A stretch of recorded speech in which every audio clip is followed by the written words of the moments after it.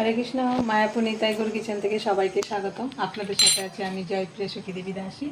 আবার চলে এসেছি নতুন একটা রেসিপি নিয়ে আপনাদের সাথে শেয়ার করব। আজকে বানাবো মায়াপুর স্টাইলে ঝালমুড়ি।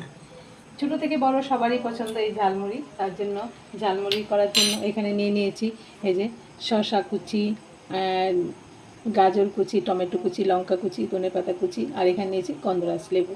আর এখানে ভাজা মশলা আছে, এখানে ছোলা, বীজাণু ছোলা, এই যে অঙ্কুর বেরিয়ে গেছে অল্প অল্প।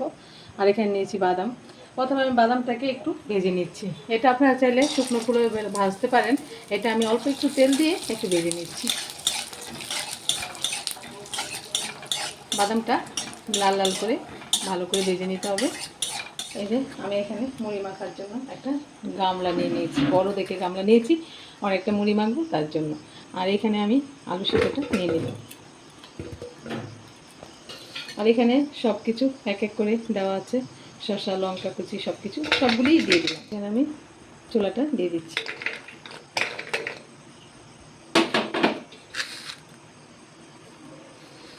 বাদামটাও দিয়ে দিচ্ছি।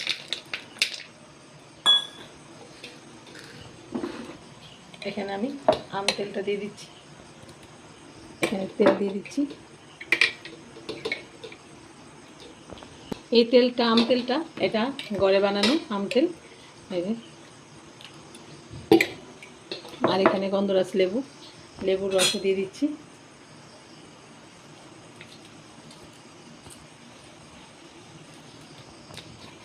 এখানে আমি স্বাদ মতো বিট লবণ দিয়ে দিচ্ছি।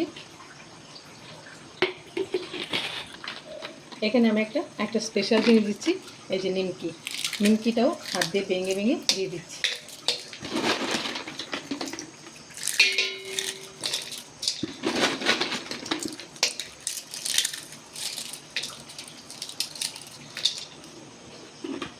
এই যে এখানে শুকনো লঙ্কা, শুকনো কলাই ভেজে গুঁড়ো করা, এটাও দিয়ে দিচ্ছি।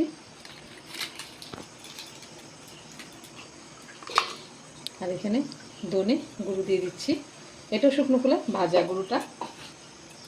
আর এখানে জিরে, মৌরি, সব মশলা, ভাজা মশলা দিয়ে দিলাম। সব মশলা দেওয়া হয়ে গেল। এখন আচারের তেল দেওয়া হয়ে গেলো। এখন আমি এটা ভালো করে একটু মিশিয়ে নিচ্ছি।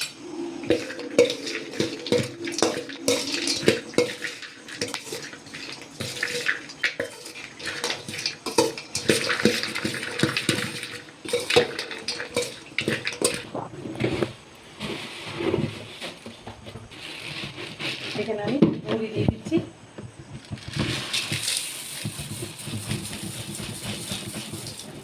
অল্প সর্ষের তেলও দিয়ে দিচ্ছি। এই ঝালমুড়িটাতে ভালোভাবে একটু তেলের পরিমাণটা একটু বেশি দিয়ে ভালোভাবে মিশিয়ে নিচ্ছি সব মশলার সাথে। এখন দেখুন কি সুন্দর, ঘরের উপকরণ দিয়ে কত সুন্দর ঝালমুড়ি হয়ে গেল। এরকমভাবে আপনারা বানিয়ে ভগবানকে সন্ধ্যার সময় ভোগ লাগিয়ে আপনারা সবাই, ছোটো থেকে বড় সবাই প্রসাদ পাবেন।